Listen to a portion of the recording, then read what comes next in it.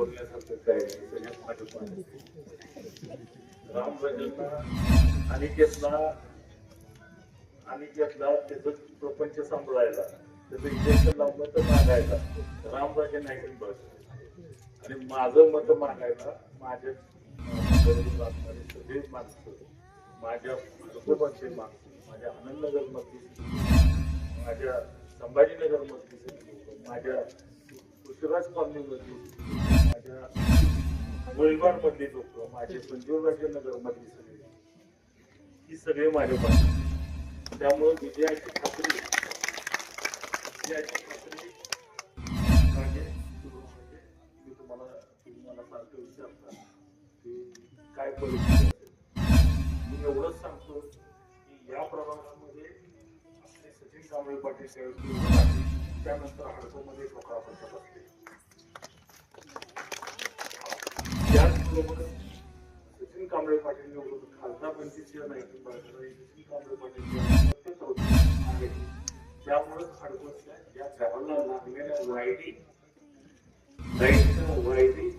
तारा निघाल्या आणि central line distribution line म्हणजे सुरक्षित डिस्ट्रीब्युशन लाईन हा घरात हात लागला तर काही परिस्थिती असणार की लाईन होती, ती लाईन काढण्याचं काम आणि आमदार सचिन कांबळे पाटील यांनी केलं. त्याबद्दल पहिल्यांदा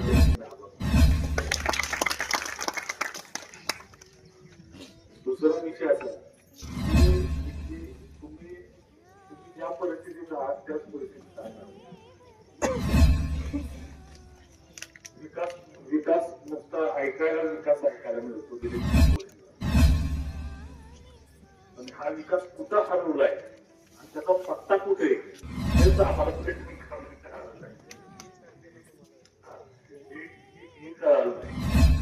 तुम्ही मनात घेतलं तुमच्यातला मुलगा जर तुम्हाला असं वाटत असेल की हा माझं काम आणि या पैठण नगरपालिकेचं माझ्या नेतृत्वाखाली कुठं दिशेने किंवा विकास सापडेल तर तुम्ही आम्हाला मतदार नाही तर करू नका.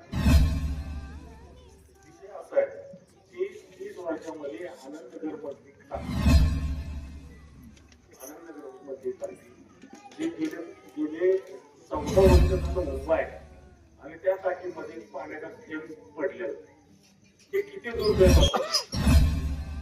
आज पाणी आलं तर मोठी लावल्याशिवाय पाणी चढवत नाही. जर टाकी आनंदनगर मध्ये चालू झाली तर हडकोमध्ये ऍटलीस्ट पहिल्या मागल्या तर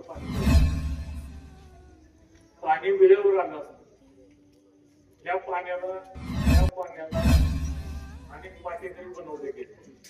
हडकोची अवस्था, संजीवराजेनगरची अवस्था ज्या लोकांनी अशी केली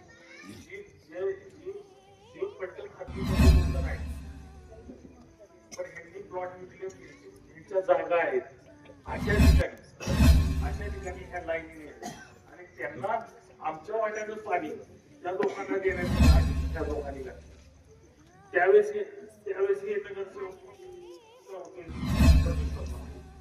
पण माझ्या माहितीनुसार या नगरसेवकांचे प्लॉट ओपन स्पेस मध्ये बेकायदेशीररित्या प्लॉट केलेले होते.